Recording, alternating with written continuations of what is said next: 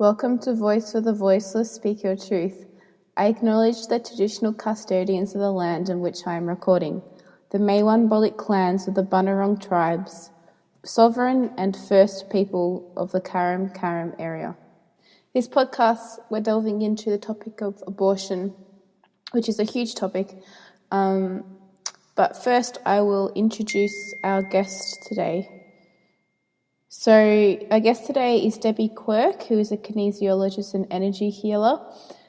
She's passionate about working holistically with her clients to facilitate the personal journey towards healing, self-love and happiness. She'll go a bit more into her journey in the podcast, but basically she was adopted as a child and has basically come out and said that she supports women who have abortions, and that has led to her working with lots of women around abortion as well. So, as well as her own personal experience with abortion, we delve into that quite a bit, and all the feelings around abortion, judgments, and how these societal views and judgments on termination impact women emotionally, mentally, physically, and more. Welcome to Voice of the Voiceless, Deb. Thank you. So to begin with, I'd like to delve into a bit of your story, and I'll let you navigate where that goes. But just in regards to our topic that we're exploring today, abortion and all of the issues that come up with that. So how is this relevant in your life, and how has this played out in your life as a key issue? Okay. Yeah. So when I was 27 years old, I'd come over from the UK backpacking in Australia. And yeah, I got myself in a position where I found out I was pregnant. And yeah, I was absolutely devastated. Being on the other side of the world from my family, not really having any support. And yeah, when I connected within, it was, I'm not at a point in my life where I can raise a child on my own with no family. Obviously, I could have chose to go home, but I really, really wanted to stay. I didn't feel like I had any tools or strategies or even I didn't even feel like I even had any maternal feelings either at that time in my life. So yeah, the partner at the time, we'd only known each other for 6 weeks, and I kind of came to the conclusion that the best thing for me was to have an abortion. And yeah, I think he was quite relieved, I think. And so I booked in the appointment. I think prior to the medical procedure, I think I had a 20-minute conversation with a lady. Are you doing the right thing? Yes. I was so nervous. I was so scared because obviously I didn't even know what was even going to happen or how I would feel afterwards. And so I went in, had the procedure. And then when I came out, I remember very clearly that I was laughing. Being in this room, like looking around, and I don't know, there maybe there's about 7 other women in the room at the same time. And I know now it was probably the drugs as well, but I think I was so nervous, I was so scared. And I noticed that's something I do when I'm nervous, is I laugh, because I didn't realise the impact of that decision and how it was going to be on my life. And there was no support afterwards. I walked out of the clinic and I just remember going to work and I was crying all the time. I was very depressed.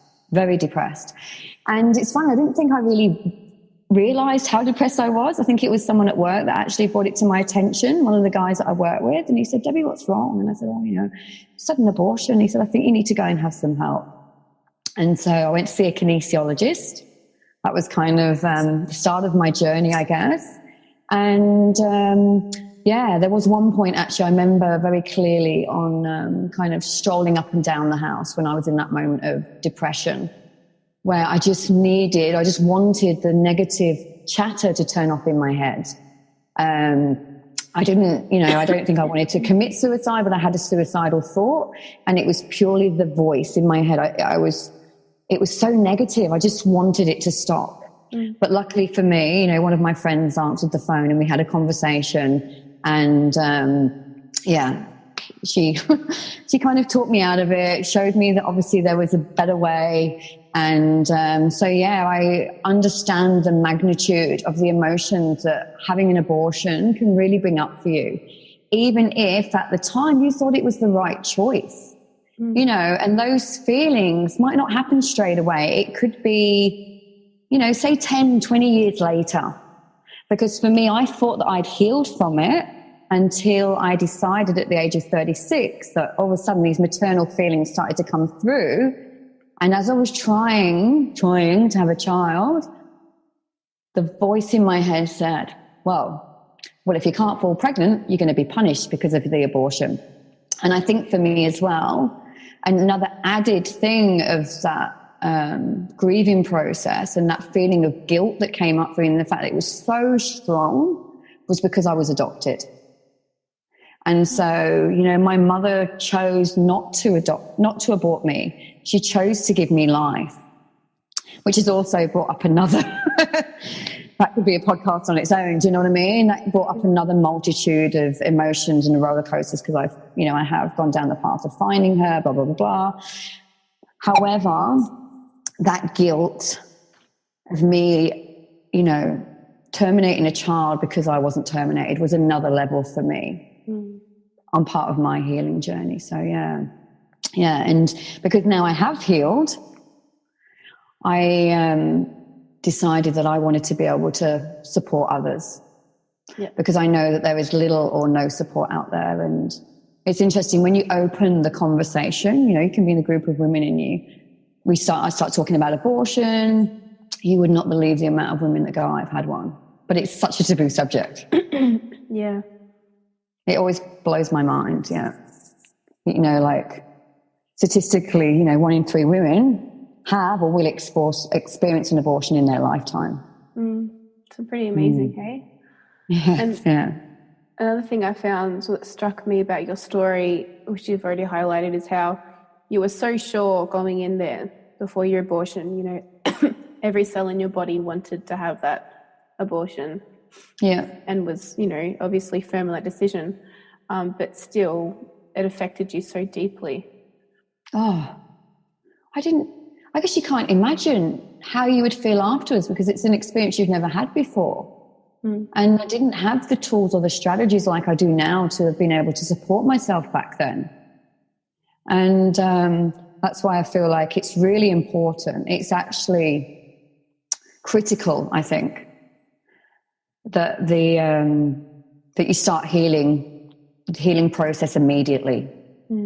Not waiting.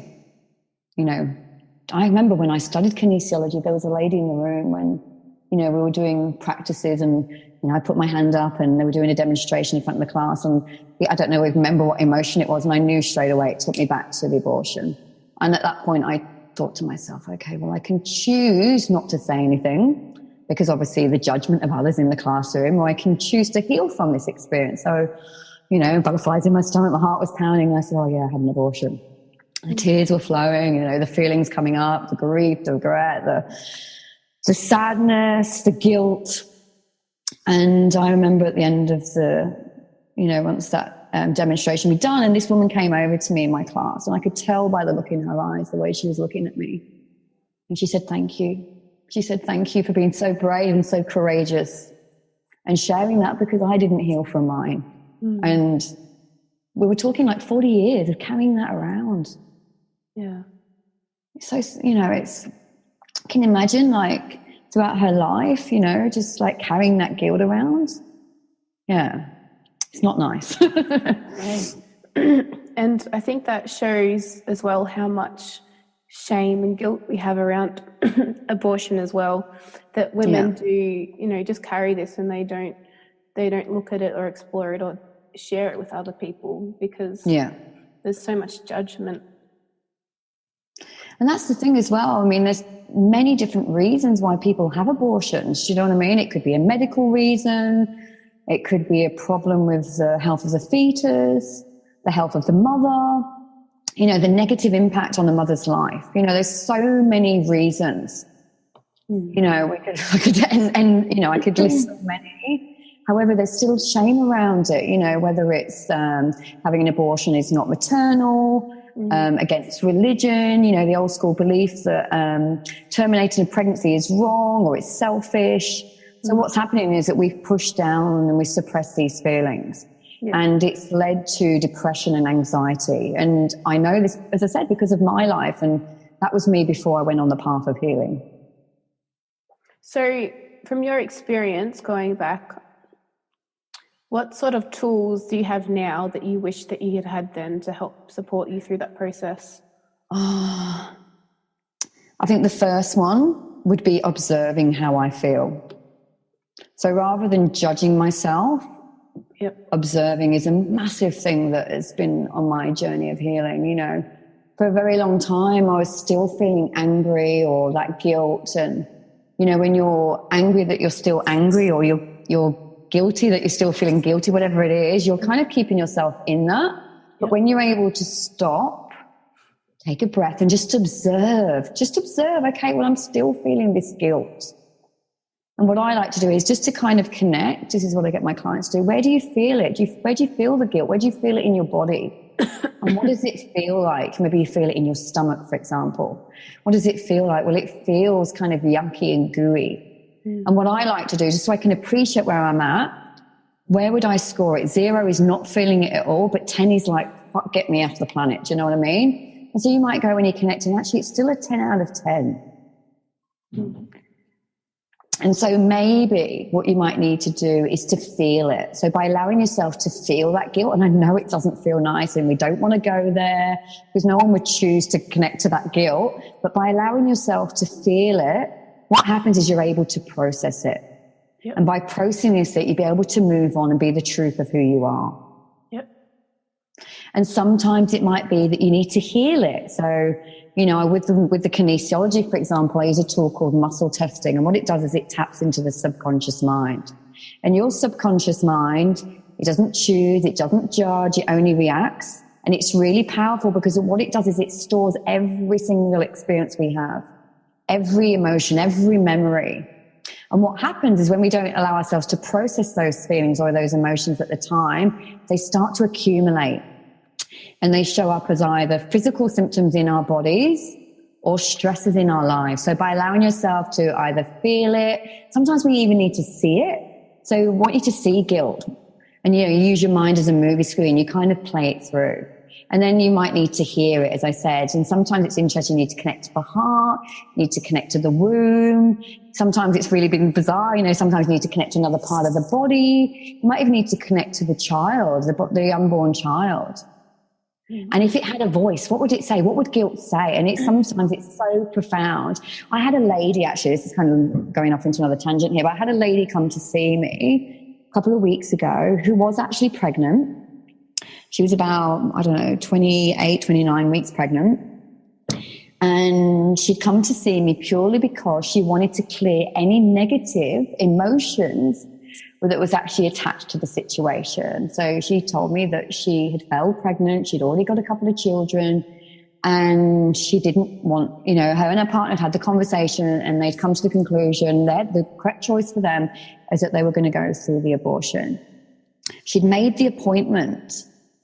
But at that point of making the appointment, she was so scared of who she would be if she'd gone through with that choice.